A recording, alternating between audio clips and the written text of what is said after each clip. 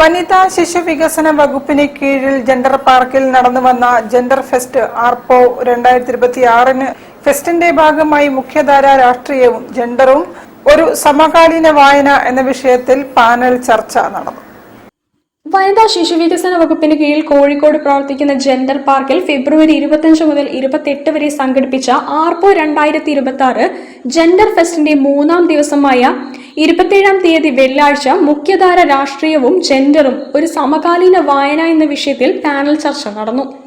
Advocate PM Athira, advocate Nurbeena Rasheed, Ajitha K, Vaika Subrahmanyam, VP Suhara, Girija Parvathi, Bindu Cherukulathur, Viji, doctor Divya K തുടങ്ങിയവർ ചർച്ചയിൽ പങ്കെടുത്തു.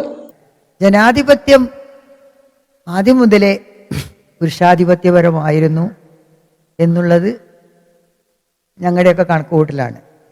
സ്ത്രീകളുടെയും മറ്റു വിഭാഗങ്ങളുടെയും കാര്യം വരുമ്പോൾ ജനസംഖ്യാനുപാതികമായി പ്രാതിനിധ്യം വേണം എന്നുള്ള മുദ്രാവാക്യങ്ങൾ ഞങ്ങളൊക്കെ ഇവിടുന്ന് പറയുന്നു.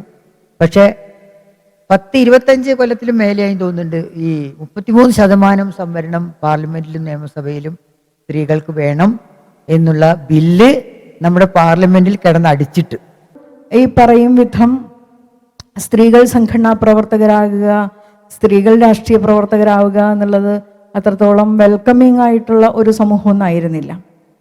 അതിപ്പോഴും ഏറിയും കുറഞ്ഞും അതിൻ്റെ പ്രശ്നങ്ങൾ ഈ സമൂഹത്തിനകത്ത് സ്ത്രീ വിരുദ്ധതയുടെ ട്രാൻസ് വിരുദ്ധതയുടെ ആഴങ്ങൾ പരിശോധിച്ച് നമുക്ക് കാണാൻ വേണ്ടി കഴിയും.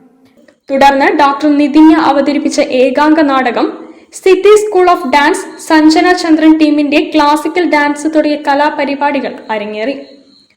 News bureau, Kozhikode. ലീഗ് അണികളിൽ ആവേശം പകർന്ന്